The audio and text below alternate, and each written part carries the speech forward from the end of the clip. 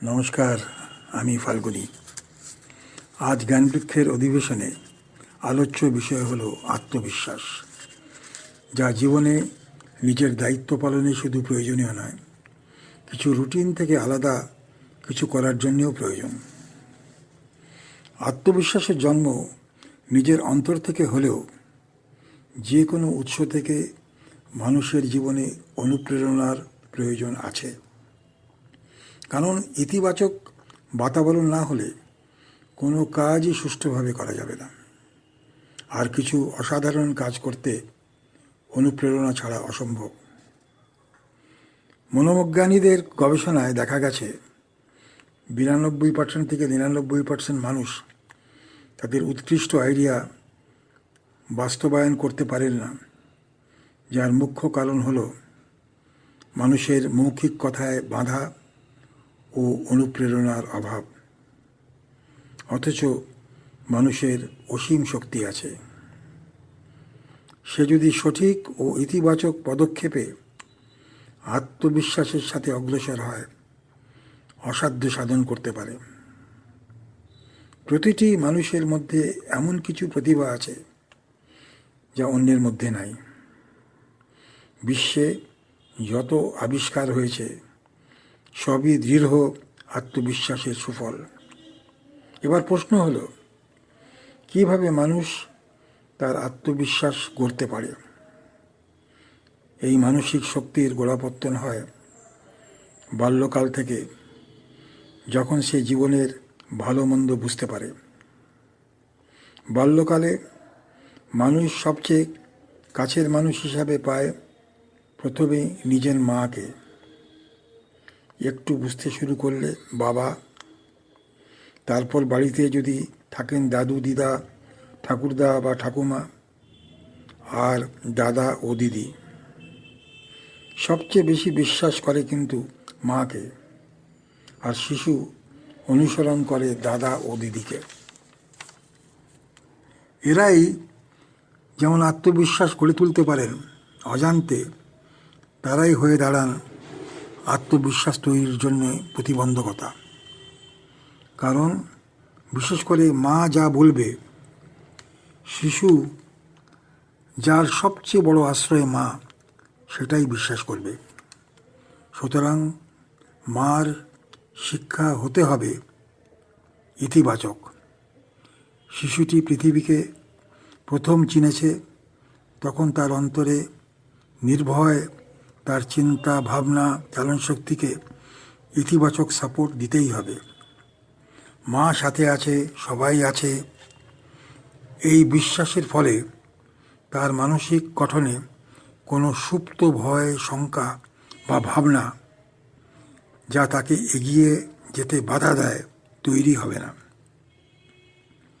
মনে রাখতে হবে, যারা মহামানব হয়েছেন তাদের বেশিরভাগ ক্ষেত্রে অনুপ্রেরণা মা। মনোবিজ্ঞানীরা বলেন, আত্মবিশ্বাসহীন মানুষ সব ব্যাপারে পিছিয়ে যায়। নতুন কোনো গঠনমূলক চিন্তা তার মনে আসতে পারে না। সুতরাং কাছের আপনজনদের কথাবার্তার মধ্যে থাকবে শুধু অনুপ্রেরণা, যাতে শিশুর আত্মবিশ্বাস এর ভিত স্থাপন হয়। যেসব কথা শিশুকে সচরাচর কথাবার্তায় বলা হয় বা শুনতে হয়, তার কয়েকটা নমুনা এই রকম। এগুলো সবগুলি নেতিবাচক। যেমন, কেন এটা করলি, খবরদার এটা করিস না, ওদিকে যাবি না, বা ধমক দিয়ে এটা কেন করলি, যদি বিপদ হয়, বা মার খাবি, যা বলছি তাই কর। এই সব কথা বললে আত্মবিশ্বাস গড়তে ভীষণ বাধা হবেই না। বুঝতে হবে, আত্মবিশ্বাস করতে একটু সময় লাগে। প্রয়োজন হয় সহযোগিতার আশ্বাস, স্বপ্ন পূরণের সন্দেশ, প্রশংসা। সে যে পরনির্ভরশীল নয় এমন একটা মনোভাব তৈরি করা। অথচ সবাই সাথে আছে সেই আশ্বাসও দিতে হবে তাকে। অথচ এক মুহূর্তে কোনো নেতিবাচক উক্তি মানুষের আত্মবিশ্বাসকে ভেঙে দিতে পারে। কারণ আত্মবিশ্বাস ভাঙার বড় শত্রু হলো ভয়, অজানা আতঙ্ক বা বিফলতার বিষণ্ণতা। এবার আসা যাক আত্মবিশ্বাস গড়ে তোলার প্রক্রিয়া সম্বন্ধে কিছু কথা যা পরীক্ষিত। আত্মবিশ্বাস গড়া খুব কঠিন নয় যদি সংকল্প ঠিক হয়। আত্মবিশ্বাসের জন্য অপেক্ষা না করে ইতিবাচক মনোভাব নিয়ে কাজ শুরু করুন। মনোভাব হবে, অন্যরা যখন পেরেছে আমিও পারব। আত্মবিশ্বাস গড়ে তোলার পথ গন্তব্য নয়, বরং একটি যাত্রা। সেখানে আপস অ্যান্ড ডাউনস থাকবে, ঘাবড়ালে চলবে না। প্রয়োজনে নিয়মিত অনুশীলন ও আত্মবিশ্লেষণ করতে হবে, খুঁজে দেখতে হবে কোথায় ইমপ্রুভমেন্ট করতে হবে এবং সুযোগ আছে। আত্মবিশ্বাস গড়ে তোলার মধ্যে রয়েছে ইতিবাচক মানসিকতা, ছোট ছোট অর্জনযোগ্য লক্ষ্য নির্ধারণ করে সেগুলো সফল করা, এবং যদি ভয় উঁকি মারে তাকে তোয়াক্কা না করে ধারাবাহিক পদক্ষেপ নেওয়া। কৌশলগুলির মধ্যে রয়েছে আত্মসহানুভূতি অনুশীলন করা, নেতিবাচক ভাইব্রেশনকে চ্যালেঞ্জ জানানো এবং সহায়ক লোকদের সাথে নিজেকে বেঁধে রাখা। আপনার শক্তির উপর মনোনিবেশ করুন। ব্যায়ামের মাধ্যমে শরীরকে সুস্থ রাখুন। আত্মবিশ্বাস বাড়ানোর জন্যে আত্মবিশ্বাসী শারীরিক ভাষা গ্রহণ করুন। আত্মবিশ্বাস তৈরি করার মূল কৌশলগুলি একটু বিস্তারিতভাবে আলোচনা করি। নিষ্ক্রিয়তার বিরুদ্ধে পদক্ষেপ নিন।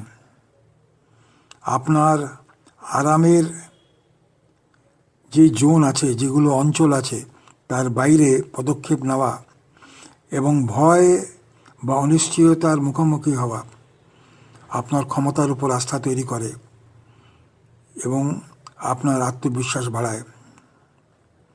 ইতিবাচক আত্মবিশ্বাস অনুশীলন করুন, আত্মসন্দেহকে চ্যালেঞ্জ করুন এবং নেতিবাচক চিন্তা ভাবনাকে গঠনমূলক, সদয় ও উৎসাহব্যঞ্জক অভ্যন্তরীণ সংলাপ দিয়ে প্রতিস্থাপন করুন।